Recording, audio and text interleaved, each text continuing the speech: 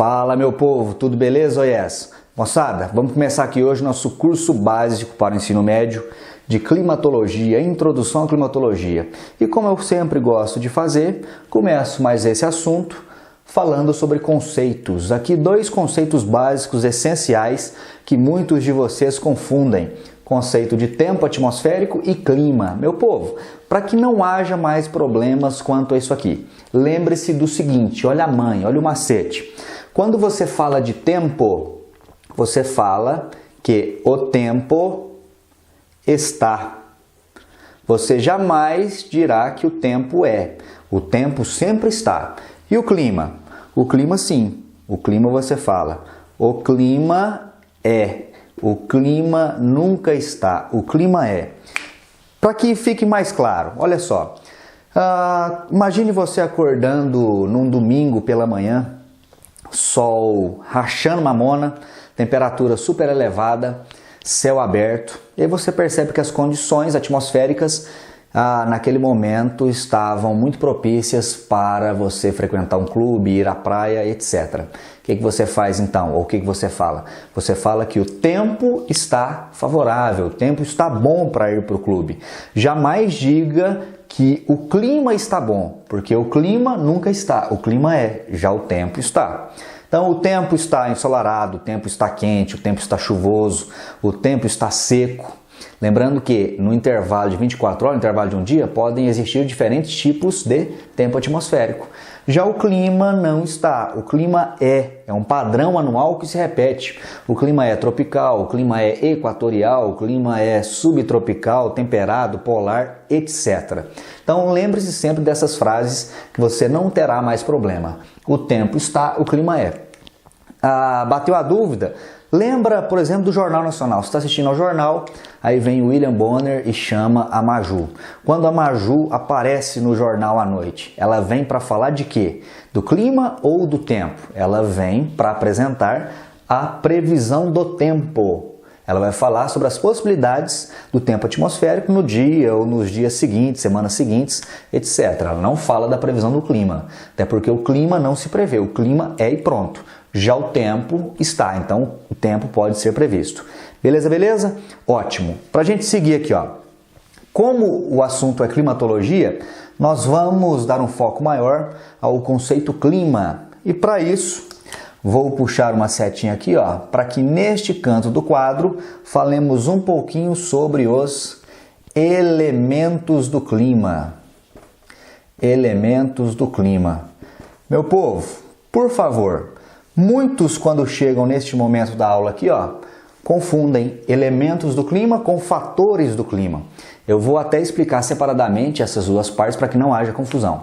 Falou em elemento do clima, estamos falando de tudo aquilo que compõe um clima. Fatores climáticos será o assunto para a próxima aula. Você não vai fazer essa confusão, por favor. Então vamos lá. Ó. O que compõe o clima? Você sabe que na superfície terrestre existem vários tipos de clima. Um dos componentes, um dos elementos do clima é esse aqui, ó, a radiação. O que é a radiação? Radiação é o calor emitido pelo Sol. Quando imaginamos a superfície terrestre não recebe toda ela quantidades iguais de radiação. Quais são as regiões do planeta que recebem maiores níveis de radiação? As regiões próximas ao Equador, região intertropical. Já as regiões próximas aos polos têm uma incidência menor de radiação. Essa variação da radiação solar afeta diretamente um outro elemento climático, que é esse aqui, ó, a temperatura. Normalmente, áreas que recebem uma radiação maior tendem a apresentar uma temperatura também mais alta. O inverso também é verdadeiro. Áreas com menor índice de radiação solar ao longo do ano tendem a apresentar uma temperatura menor. Estes dois elementos também interferem de forma recíproca neste outro elemento climático aqui, ó, a umidade atmosférica.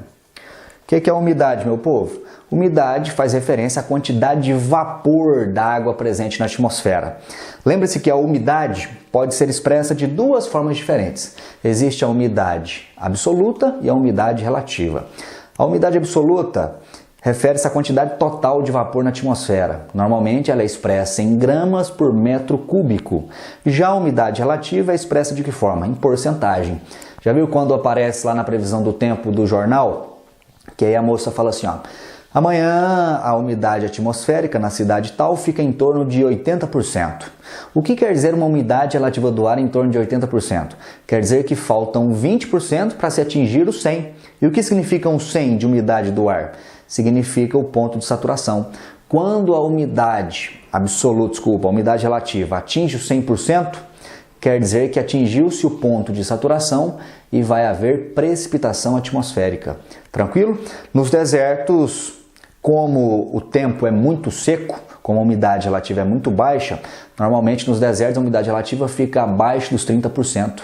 Então a probabilidade de chuva é mínima, quase que nenhuma nos desertos, porque é muito seco e por isso é um deserto. Tranquilo?